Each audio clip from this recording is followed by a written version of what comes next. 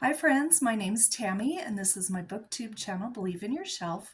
And today I have for you a video where I'm going to talk about a complete series.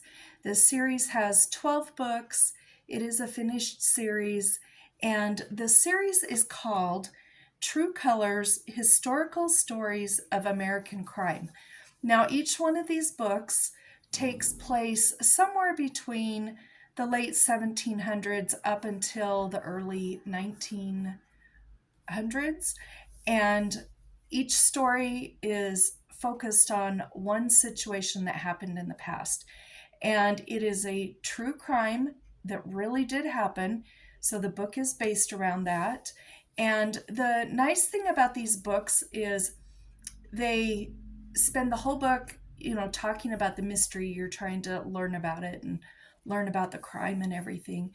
And at the very end of each book, there's a sometimes one page up to 5 or 6 page facts about the book and facts about what really happened. And if the name was different, most of the times the name is the same of the criminal, and it tells a little bit more facts about it.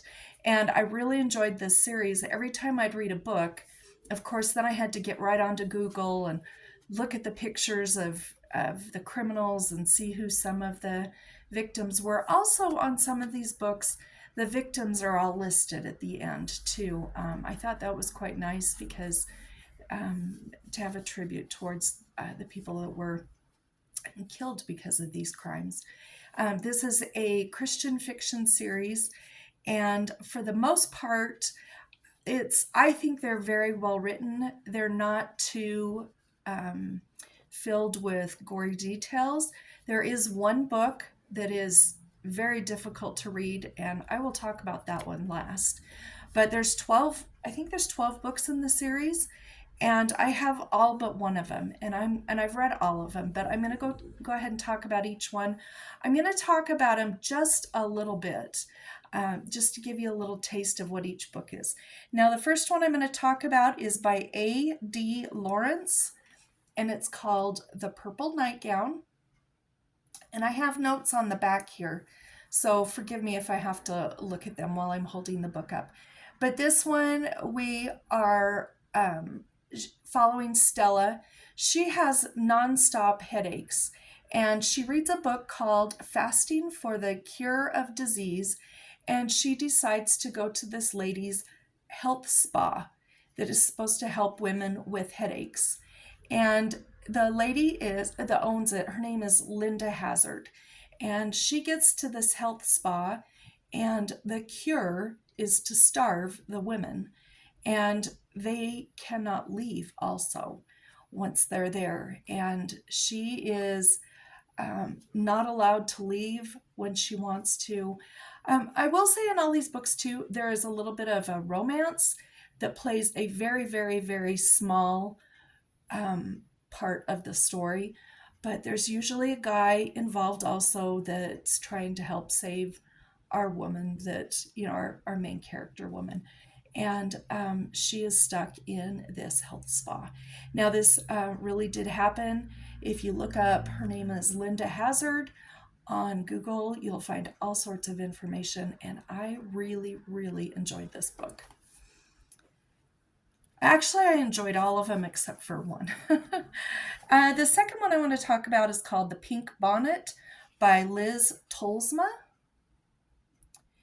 Now, this one here takes place in Memphis, and there is a woman named Cecile. She's not able to take care of her child very easily, and her name is Millie, and she lets her neighbor take her to this woman named Georgia Tan, who has I guess you'd say it's an orphanage, and she says this woman will take care of her daughter until she can get back on her feet and come get her daughter back. And this Georgia Tan, she did have the Memphis, Tennessee Children's Home Society. And while she had this going, there were literally hundreds of children who disappeared because she would just kidnap children too. Kidnap pretty babies, pretty children that she knew she could adopt out. And I looked her up on Google because I wanted to read more about her too. And you'd be surprised, there were quite a few celebrities from back in that time who adopted children from her. And I'll leave that to you in case you want to Google that and find out anything.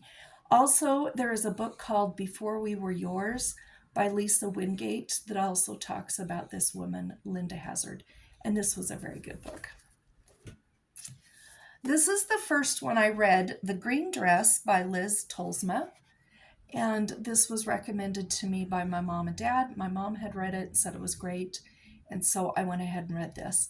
And this one, we're following Harriet, and she moves to Boston. She's taken in by the Robinson family. She has nobody else. And so many of the family, the children are becoming deathly sick and then they die. And she is trying to get to the bottom of this. This took place in the 1860s and 70s. When they did dig up the bodies afterwards, they all had arsenic in them, and somebody in the family was poisoning them. And this was very good also. These are page turners. They're all around 300 pages, give or take some. Here's the Silver Shadow by Liz Tolsma. And this one here, we're following Polly, and she's in Denver in the early, 1900s. And there is a serial killer loose, and he's been killing women in their beds. And she starts to kind of find out who he is, and all of a sudden he's after her as well. And this one was also very good. This is The Black Midnight by Kathleen Ibarbo. I'm not sure if I'm pronouncing that correctly. This one, this took place, 3 years before Jack the Ripper was committing his crimes in London. We had somebody where was this? This was in Austin, Texas, and somebody was killing women. And so Queen Victoria, there was some speculation that someone in the family might possibly have been Jack the Ripper in London. And so she hired her great-granddaughter, who was a former Pinkerton agent. And she had worked on the case in Texas. And so her great-grandmother wanted her to check into the case in London and hopefully prove that Queen Victoria's relative was not involved. And in this one, the hunters become the hunted. Then we have The Gold Digger by Liz Tolsma. And this takes place in early 1900s. Ingrid moves from, Norway to Indiana, and she goes to help her widowed sister. Her sister has lost 2 husbands and has had many children die. And while she's there, her sister is interviewing guys to be her next husband. And she starts to become suspicious of all the deaths. And the story continues. And of course, as all of them, this is based on a real person and what they really did. So there's that one.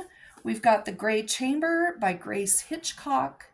And this one is at Blackwell's Island in New York in the late 1800s. And we're following a girl named Edith, and she has lost her parents.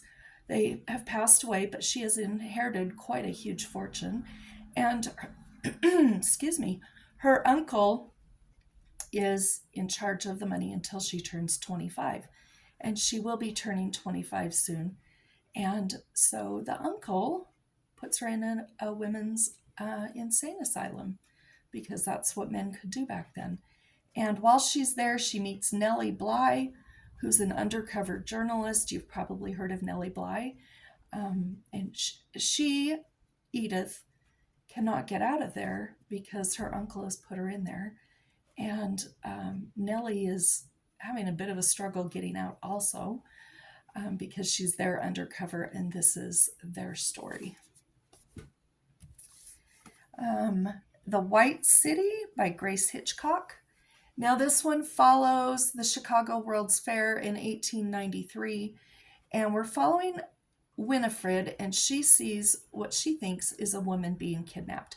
Now, her father is the inspector, chief of the police in Chicago. She tells her father about it, and her father doesn't really believe her. And then he finally says, okay, well, she gets involved in the kind of following the guy that's the suspect, and she goes to work for the suspect, and the suspect, of course, is H.H. Holmes, and I'm sure you've heard about him, and she's working for him, and her life is in peril too. And this is excellent also. I'm going to sound like a broken record. This is The Scarlet Pen by Jennifer Uhlarik. And in this one, it's 1876 in Ohio. We have a Secret Service agent who has come out there trying to track the purchases that were made with fake money. And the person that he thinks is behind making this fake money is engaged to the main character in this book. And he's hoping to try and save her before she ends up in big trouble with that. Then we have The Red Ribbon right here. This takes place in the Blue Ridge Mountains in Virginia. And Ava, she is a reporter. There is a great big feud between politicians and an outlaw family, the Allen family. And she wants to get the big story on this. And what ends up happening is the Hillsville Courthouse Massacre of 1912. And of course, at the end, it talks about what really happened. Another great book. Now, this one here is my second to my least favorite. I no longer have it. I read it once, but I would not read it again, I don't think. I'm glad I read it the first time, but I wouldn't read it again. But these other ones I would read over and over. But this one is called The Yellow Lantern by Angie Dicken. This is a copy from my library. Make sure my town isn't on there. So this one here, our main character, what is her name? Josephine. She works for a doctor that she finds out is dealing in illegal body snatching, which was common back in the early 1800s. This takes place in Massachusetts. Doctors would get bodies illegally so that they could practice different things to try and learn more to become a better doctor. And she wakes up one day and she finds out he's going to be her next victim, but she's able to get away, makes a deal with him, says she will help him if he will spare her life. And she doesn't want to, but she's trying to figure out how to keep herself safe and get this bad doctor into trouble. And this was also a true story. Now, the last one is called The Blue Cloak by Shannon McNear. And I don't have this one here. It takes place in the late 1700s, and Rachel is attending the wedding of one of her friends, and her friend marries Wiley Harper, and she marries him. He and his cousin become murderers on the run, and they take their family with them, and they are really horrible. And you can read more about them online. It did happen, but I DNF'd that about halfway through, because even though these are Christian fiction, and I think that the authors have done a really good job portraying what happened in a not gory or gruesome way, that book was too much for me. I couldn't read it, but it's also got a pretty cover like all the rest of these books. And I'm sure there are people who liked the book. I don't like to hide my head under the rug and pretend things didn't happen. So the story was interesting to me, but it was just too much for me. So um, anyway, it's called, again, I want to say, it's called The True Colors: Historical Stories of American Crime. I'll put this right up close so you can see that. It does have different authors. There's 4 or 5 different authors. Some have written more books than others, that I'm sure you've noticed. But they are really good books. If you're interested in true crime, but you don't want to get yourself too scared or anything, and you just maybe want to read a novel that's based around it, I would suggest these. They're really good.